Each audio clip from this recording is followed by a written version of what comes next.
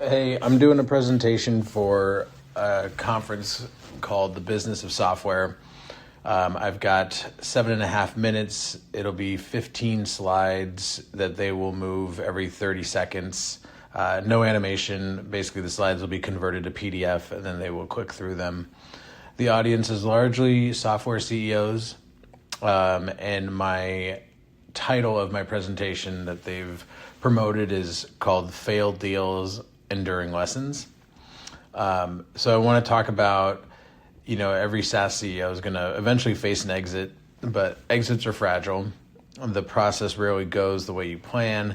I wanted to share my story, not because it's unique, but because the lessons are ones that every CEO will face in some form. Some of the details are in 2015, I bought a company called Super Salon. We brought in playbooks. I hired and invested in product and sales and marketing. We weren't perfect, but we tripled the business in 4 years. Growth was fun. It made us feel like this momentum, we could do anything. Truly like revenue cured all sins. Then we went to market and we had multiple offers from numerous private equity firms.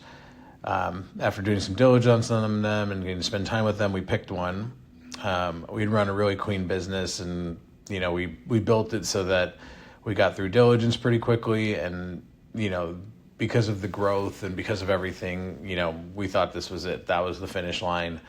The money was good, the returns were amazing, everybody was happy. Not quite high-fiving, but close. Then 3 weeks before closing, our largest customer, which was under new management, decided they want to compete with us, which then led to the buyer backing out. And overnight, everything that I worked for the last number of years went to zero. This was kind of my first test, if you will. The next test was, as we're kind of battling through, like, how's this going to play out? A whistleblower from that company called us and said that they were stealing our software to build their product.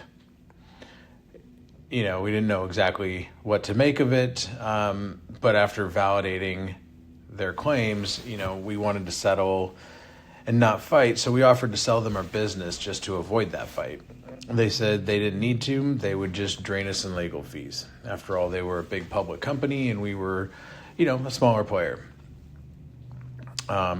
As we're filing the lawsuit, because we had to protect our turf, COVID came in and shut us down. We went from 10,000 locations operating to zero.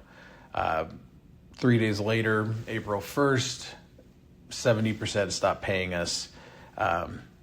So now I had another battle on my hands.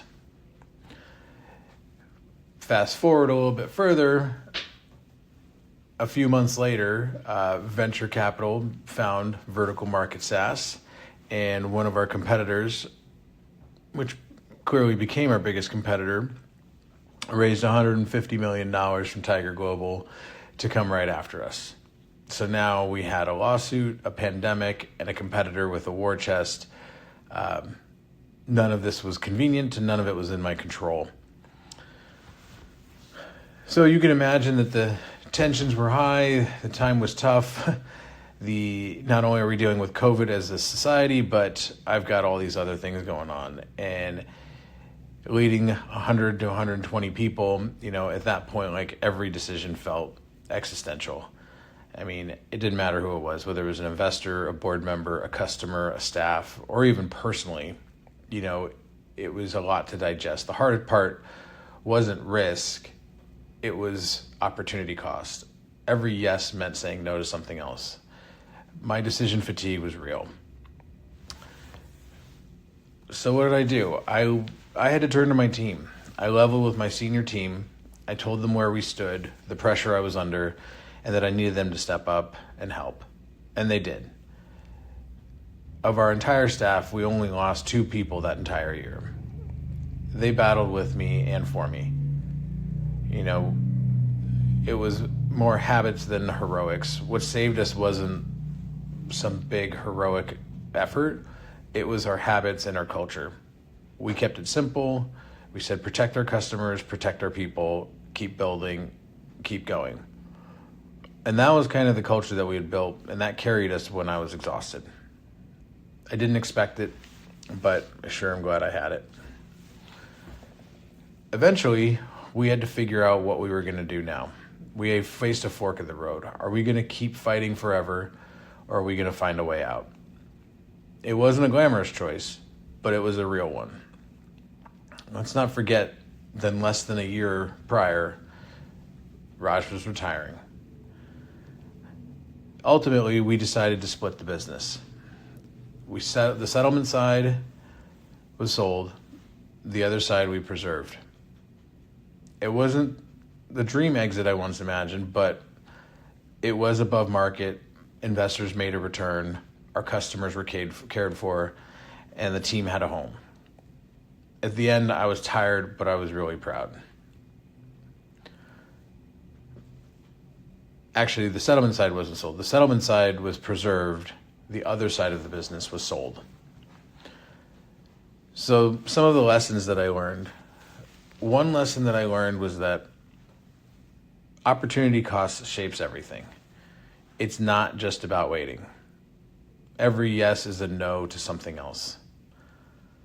As CEOs, we rarely stop to calculate those trade-offs. So one thing I would say is build the discipline of asking, if we do this, what can't we do? And by definition, as entrepreneurs, we're optimistic. So we have to think about covering our six. Another lesson I had is that I discovered my why. It wasn't just about the numbers or the fun of building, people, culture, impact. It was the fun of building, people, culture, customer impact, delivering value. That's what made me proud, and that's why I'm doing this again. And finally, at some point, every one of you will face an exit.